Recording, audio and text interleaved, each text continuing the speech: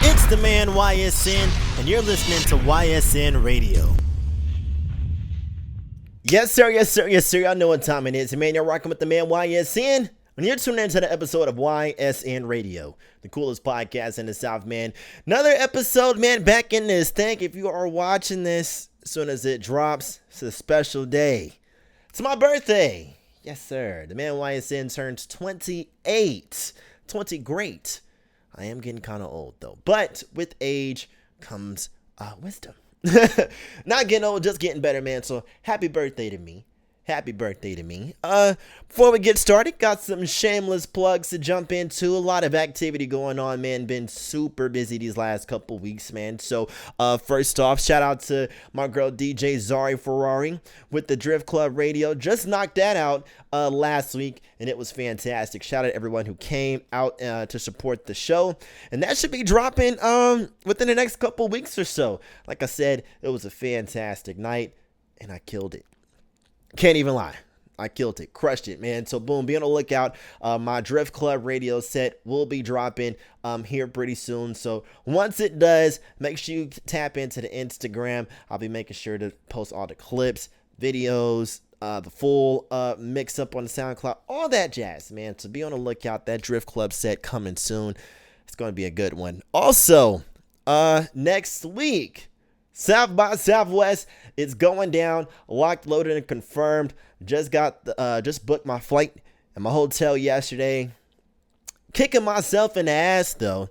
Waited to the last minute. The prices were crazy, but it is what it is.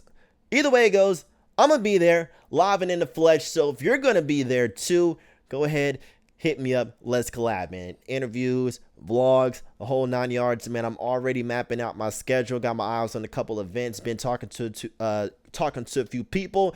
Gonna be out there, camera in hand, microphone in hand, doing my thing, man. So if you've been following the podcast and the platform, you already know how it goes down at South by Southwest. Also this year at South by, gonna be doing something a little bit different. Gonna be DJing a couple shows as well. Shout out my man 270 DJ 270 for plugging me in. The House of Waffles show. I will be on the ones and twos there. That's gonna be at Teller's on March 14th. Let me double check just to make sure. That's going to be on the 14th because it's that Saturday. Yeah, so Saturday, March 14th, I'm going to be DJing House of Waffles at Teller's Lounge at South by Southwest. The lineup is extremely stacked. So if you're going to be on 6th Street for South by Southwest Saturday, go ahead, pull up on your boy, man. It's going to be a good night. Also, like I said, more stuff coming down the pipeline. So if you're going to be at South by Southwest next week, holla at me. Let's collab. Let's set it up in advance so when we get to the city, we can go ahead and make it happen, man. So boom. Also, just announced the Orange and White Weekend by the world's greatest tag team, the man YSN and the man DJ CB. We're going to bring it back. We're going to bring it back. I know last year we made a big hubbub about, oh, it's the last one. This is the finale. But hey,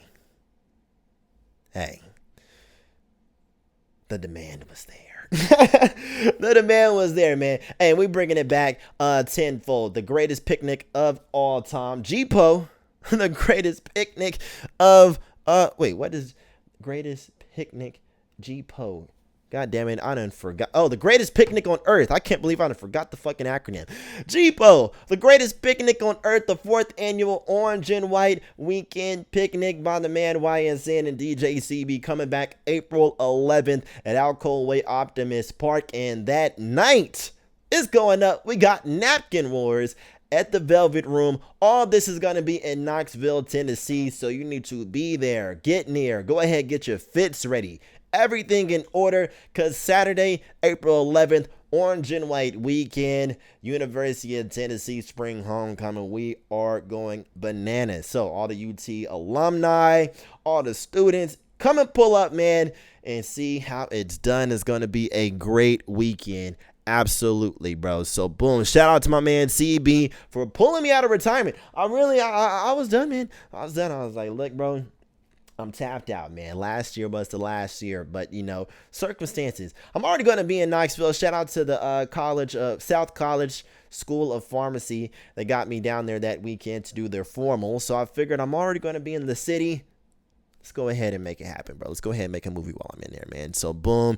South by Southwest next week. Orange and White Weekend Picnic. That's April 11th. The Napkin Awards is going to be that night, April 11th at the Velvet Room. Shout out to Hardaway for plugging us in with the club, man. It's going to be a fantastic night. And the week after Orange and White, April 17th, we still got Zillionaire Doe live in Mangoes with the man YSN on the ones and twos. So, if you haven't got your tickets for that, make sure you lock those in. It's going to be a great show as always. So boom, shameless plugs out the way. Like I said, a lot of activity going on, whole lot of activity, a lot of stuff going on behind the scenes as well. So make sure you stay tapped in. A lot of good news coming in down the pipeline. Your boy been busy.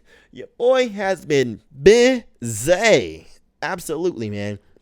Absolutely. So boom, let's jump into the topics. Just want to talk about what is going on as usual. And so boom, the first thing on the docket for today, Larussell talking crazy about Lil Wayne had the internet in shambles. So if you don't know, Larussell is a rapper out of California. I think he's from the Bay. Recently been making waves, releasing his album independently and selling the albums, like actually selling the albums.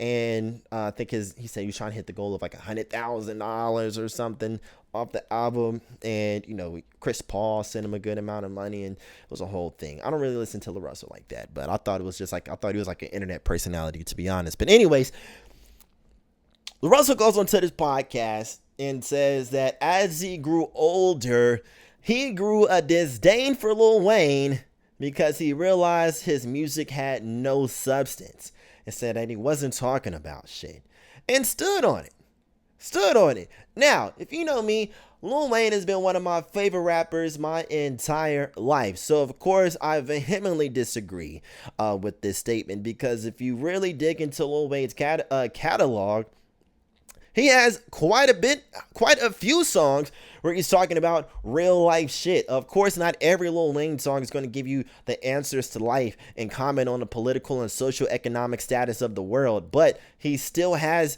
a lot of songs where he's spitting real life shit, And digging even further, there was just recently a documentary that got put out on YouTube, the Carter 2 documentary that's never before seen. And there was a part in the documentary where he doesn't talk about his problems a lot in his music, because his music is his escape.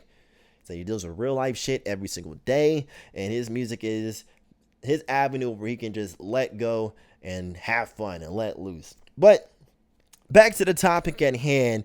I feel like this is like Larussell's comments were crazy.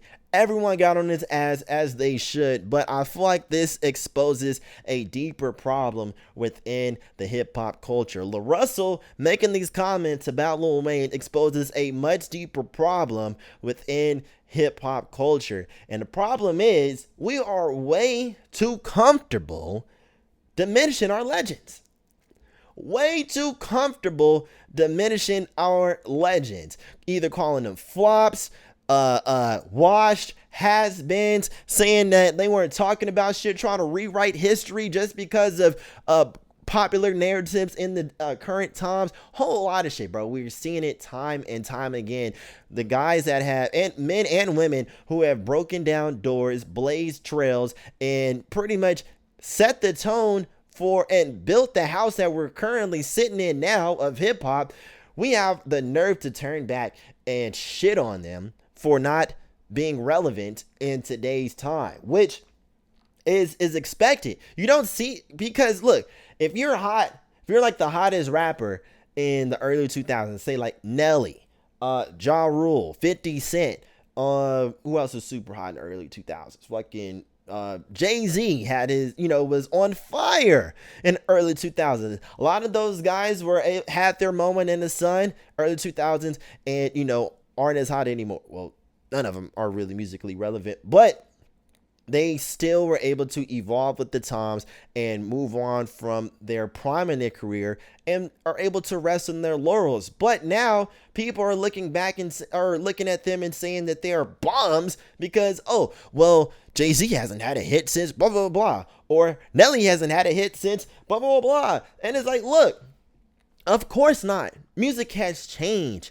Tastes have changed. Yes, they may not be musically relevant right now, but to fix your mouth and completely shit on all the legends that have given us bona fide, certified hits over time is just blasphemous. Blasphemous. Going back because I've been seeing on Twitter, people are pulling up old Ludacris songs saying like, oh, this shit was trash. I can't believe niggas was really bumping this. But nigga, back in 05, 04, 05, Ludacris was that nigga. That was the sound of the times. That was hot. Of course, if you compare it to what's, popping right now, it's going to sound a little crazy. But in that time, that shit was banging. It was hard. And a lot of shit, in my personal opinion, a lot of old shit has great replay value. That's just my personal opinion. But we have a lot of people, a lot of these new niggas, man, are not tapped into the history of the culture and not tapped into the essence of the culture. Their introduction to rap was within the last 5 to 10 years. Everything before that is ancient history to them. You know what I mean? And so that opens up the door to the disrespect that we're seeing now. Is Lil Wayne in his prime? Of course not. No.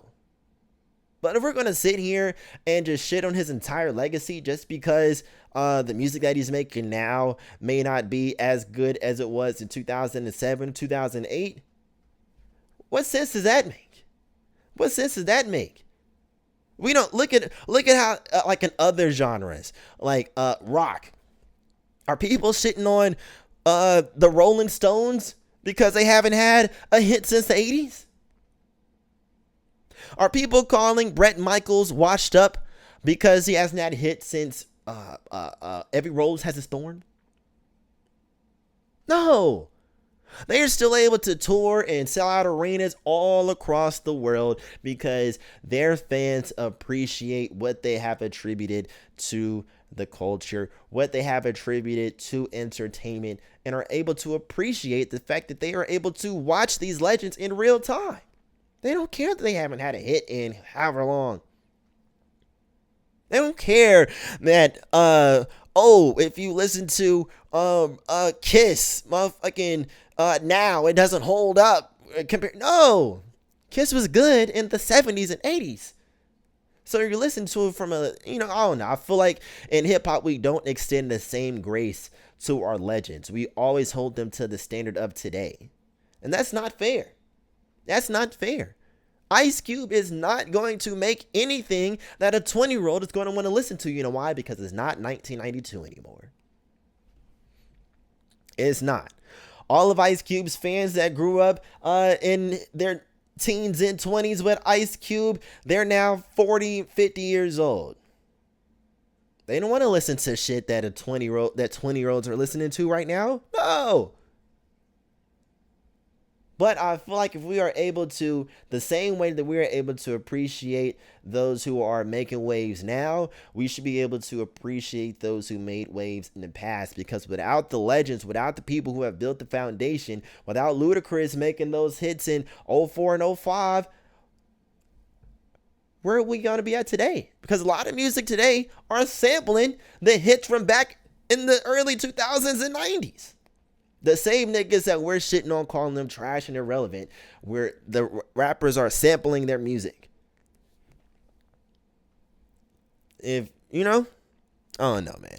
So I did not appreciate those comments from Larussell at all. I think it just opens up the door to just shit on our legends, man. And like I said, bro, that's never cool. That's not cool. I feel like we need to extend grace to our legends because they're living history. They're living history, man. And without having a deep understanding of where we came from, how are we going to have an understanding of where we're going? That's my 2 cents on it, man. Speaking of our legends, the legends are fighting. The legends are fighting. T.I. and 50 Cent have been at each other's necks for the past week and some change. Well, really, T.I.'s been at 50 Cent's neck for the past week and some change. So if you've been out the loop, T.I. challenged 50 Cent to a versus battle a couple weeks ago. 50 Cent wasn't going. So T.I. prodding him. 50 Cent goes on to troll T.I. by posting a picture of his wife, Tiny. And all hell broke loose. All hell broke loose. T.I. and both of his sons, King and Damani, just started releasing diss track after diss track after diss track against 50 Cent, going crazy on him, talking about his mom, talking about he doesn't have a family, all he does is post memes, and he doesn't do this to the white people, this, that, and the third, just roasting him. And I ain't gonna lie, I'm a big 50 Cent fan. I read his book and it was a great read, and I've been and he had the part in there where he talks about why he trolls so much. And if you've been following 50 Cent's career, he's always been a troll. The nigga got shot 9 times. Nothing can scare this man anymore. So of course he spares no minute to talk shit about anyone. You know what I mean? So it's very on brand for 50 Cent to hit the ground with the jokes and crack with the memes and trolling and shit. But T.I. is he's keeping it strictly rap, getting in the studio. The whole thing is now is open up like, the North versus the South. You know what I mean? Because of course, T.I. came out and said he was a king of the South. Nobody disputed it.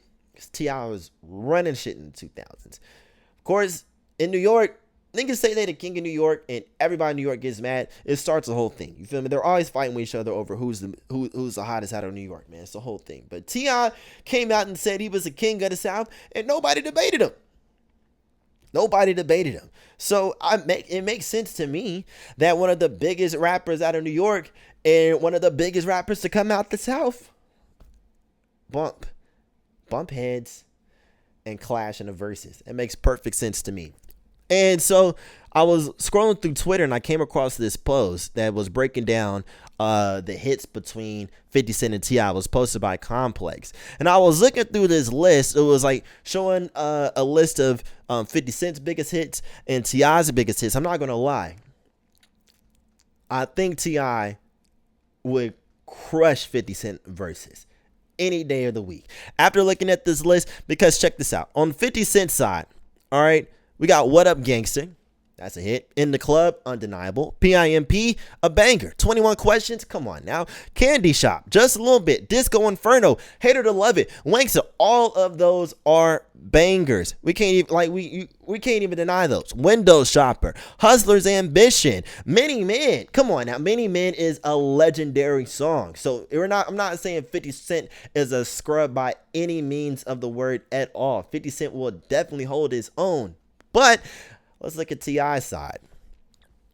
T.I. had Bring 'Em Out, Rubber Band Man, Whatever You Like, Live Your Life. Why you want to do that? You don't know me. Big Things Poppin'. These are all bangers. Come on now. We got Top Back, Dead and Gone with Justin Timberlake. That was a huge hit in 2008. 24s, ASAP, Shoulder Lean, Ain't I just had a viral resurgence last year. Swagger Like Us won a Grammy. Bro, T.I., he's winning. No questions asked. No questions asked at all, man. Those two coming together and showcasing their best hits would be the best thing in order to showcase the South was really running shit back then and still running shit now. It hasn't changed. It hasn't changed, man. It hasn't changed. And I don't know, man. I think T.I. will definitely crush 50 Cent in the verses. And with all these diss tracks that he's been dropping on 50's head, he's just showing that he's still lyrically superior. 50 Cent started rapping like, 2010, 11 after Curtis. His music started to decline a little bit. T.I. is still putting out hits. Still. Hasn't missed a step. So I don't know, man. Will we see the T.I. 50 Cent versus? We'll have to see. But if it does end up happening, I think T.I. is definitely going home with the dub. No questions asked, man. Moving on. Michael B. Jordan and Delfo Lindo was the center of a crazy controversy this last week. They were presenting an award at the BAFTA. This is like the British actor art fan some award show out in Britain. And this guy, John Davidson, was in the crowd. John Davidson is an activist for Tourette's. He has Tourette's and does a lot of activism and awareness for Tourette's and Tourette's research and all that shit. So while Michael B. Jordan and Delfoy are on stage giving their speech, presenting this award, this nigga hollers out, nigga. Literally hard these guys while they're in the middle of the speech. They pause for a bit and just keep on going like true professionals, man. But everybody was outraged, as they should. Now, I know Tourette's is like the whole disease is, you shout out involuntary, it's like involuntary spasms and outbursts, words, phrases, whatever, but you got two black men on stage and you just holler out, nigga. Come on now. Tourette's or not, that's fucked up, bro. That's some bullshit. Tourette's or not, that's some bullshit.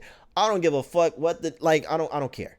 I don't care. It reminds me of that episode of South Park where Cartman ran into the little boy with Tourette's in the store and he was cussing up a storm and he was like, oh, I can say whatever I want. And was going around talking crazy to everyone. Not saying that John Davidson was faking it all, but the timing was just insane.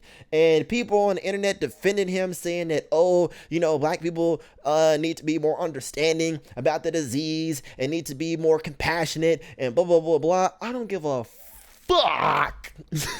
I don't give a damn what you talking about. Because the thing is, what's even crazier, it turns out that the award show was pre-recorded. The whole thing was pre-recorded. So they intentionally kept that part in there, and it was revealed that it was other parts where some presenters had said some stuff about Palestine that they cut out. The guy had said some homophobic stuff or some shit like that. They cut that part out. But it's just very convenient. He calls them a nigga out loud in front of the entire room, the entire world, and they just leave that in. Come on now. We all know if he would have said anything about the Jews, it would have been raps. They would have dragged the nigga up on the stage and beheaded him right there on camera, bro.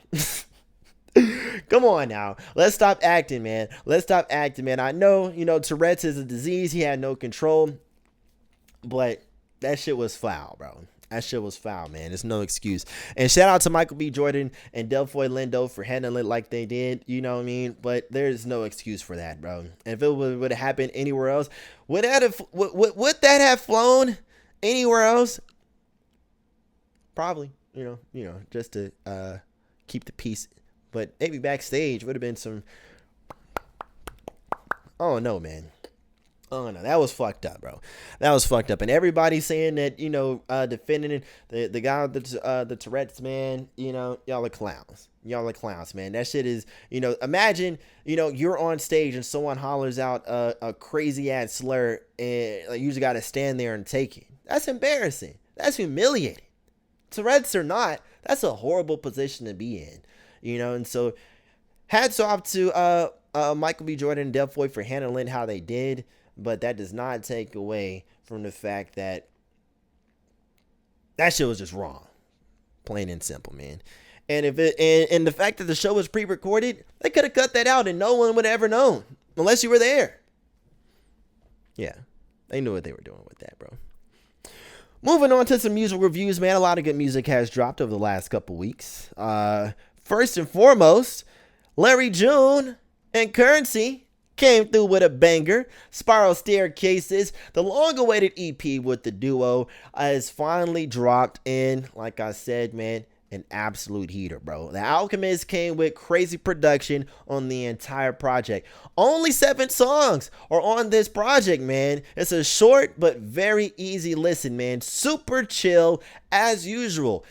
Larry June and Currency are going back and forth with the most luxurious raps you've ever heard. Of course, Larry June is talking about living healthy and organic shit. pushing fast cars, fly whips, and living a fly ass life. And Currency is following up doing the exact same thing, man. Is everything I would expect it a Larry June and Currency collab to be. And of course, Alchemist was just the cherry on top of the production, man. Some of my favorite songs on here was Everything Allocated and Drive Alone. So as you know, I love bumping Larry June, no matter if I'm in the whip, at the gym, or just chilling, man. Larry June got vibes for every occasion, and this is just more vibes to add to the playlist, man. Hats off to Larry June and Currency. Good job. Go check out Spiral Staircases today, man. 10 out of 10. No complaints from me. Moving on, another project that I checked out this week that actually surprised me, because I don't necessarily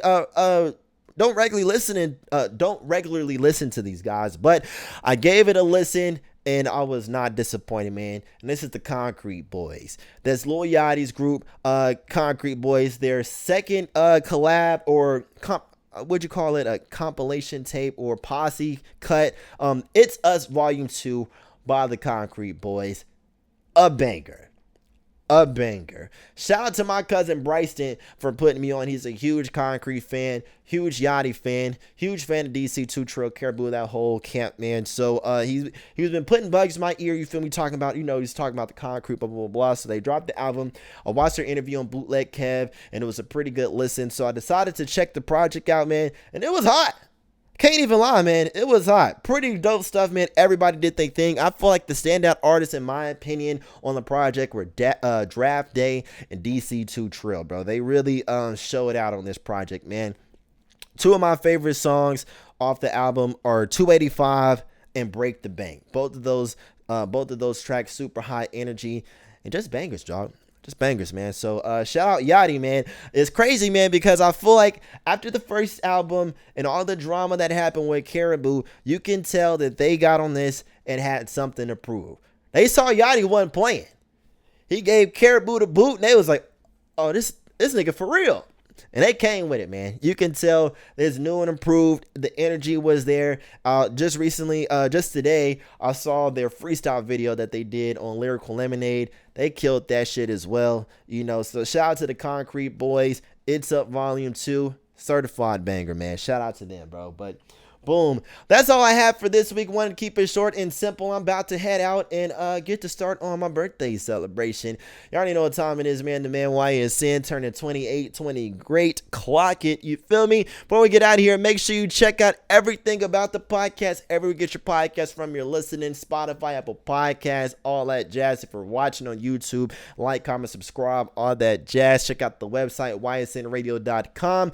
Keep an eye on the lookout for my Drip Club radio set dropping soon. We got the Orange and White Weekend event up and posted. Next week, I'll be at South by Southwest, so tap in with me. Let's collab, interviews, vlogs, whatever you need. Holla at your boy. It's going down, man. Until next time, same place. It's the coolest podcast in the South, YSN Radio. Let's go.